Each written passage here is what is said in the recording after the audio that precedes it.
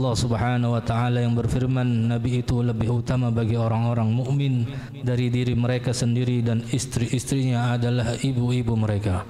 Salawat dan salam mudah-mudahan tercurah selalu atas junjungan kami Nabi Muhammad yang telah bersabda, sebaik-baik perempuan adalah Khadijah, dan yang telah bersabda pula, sungguh aku diberi Allah cinta pada Khadijah, maka aku cinta kepada orang yang mencintainya.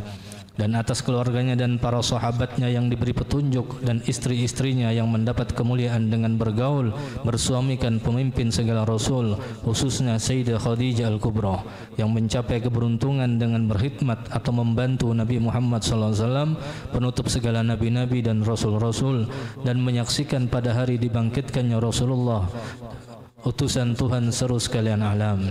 Adapun sesudah daripada itu bermula, ini adalah sebagian manaqib Ummul Mukminin Sayyidah Khadijah radhiyallahu anha. Mudah-mudahan Allah menurunkan rahmat dan mengampuni serta meridhai bagi orang yang membaca dan mendengarkannya, amin. Sayyidah Khadijah adalah seorang perempuan yang mempunyai kemuliaan. Beliau dilahirkan 15 tahun sebelum lahir baginda Rasulullah SAW. Keturunannya daripada kaum Quraisy yang dihormati. Beliau adalah seorang pedagang yang terkenal dan kaya raya. Manakala Allah menghendaki kepada beliau untuk mendapat kemuliaan dunia dan akhirat, sampailah kabar kepada beliau akan seorang laki-laki yang baik akhlak, terpuji dan jujur, dikenal namanya Muhammad Al-Amin. Maka menaruhkan Sayyidah Khadijah kepada baginda Al-Amin untuk didagangkan dagangannya.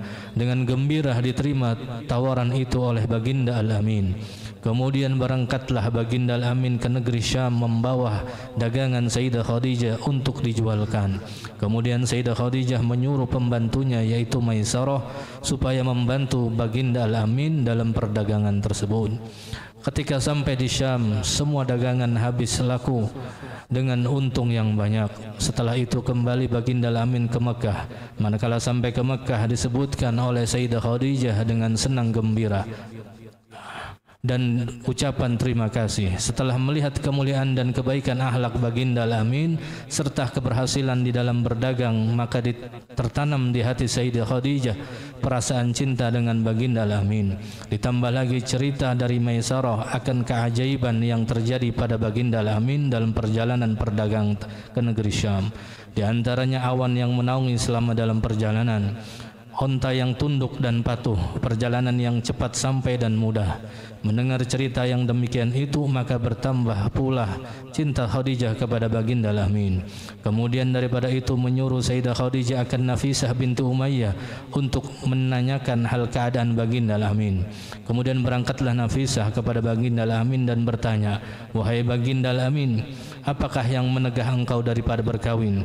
Jawab baginda, aku tidak punya apa-apa. Berkata Nafisah, bagaimana kalau seorang perempuan yang baik akhlak, keturunannya mulia, elok rupanya dan kaya raya menginginkan diri engkau supaya siapakah?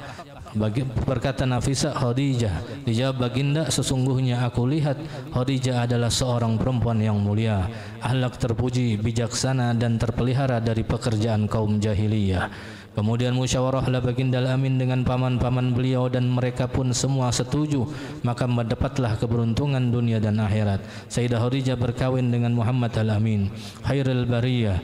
Kemudian datanglah pembesar-pembesar kaum Quraisy menyaksikan perkawinan itu. Lalu Abu Talib paman baginda berkata, segala puji bagi Allah yang telah menjadikan keturunan kami dari dzurriyyah Nabi Ibrahim alaihissalam, menjadikan kami sebagai pembersih Baitullah, pelayan tanah haram dan pembesar Quraisy. Kemudian daripada itu anak saudaraku ini Muhammad bin Abdullah tidak ada bandingannya.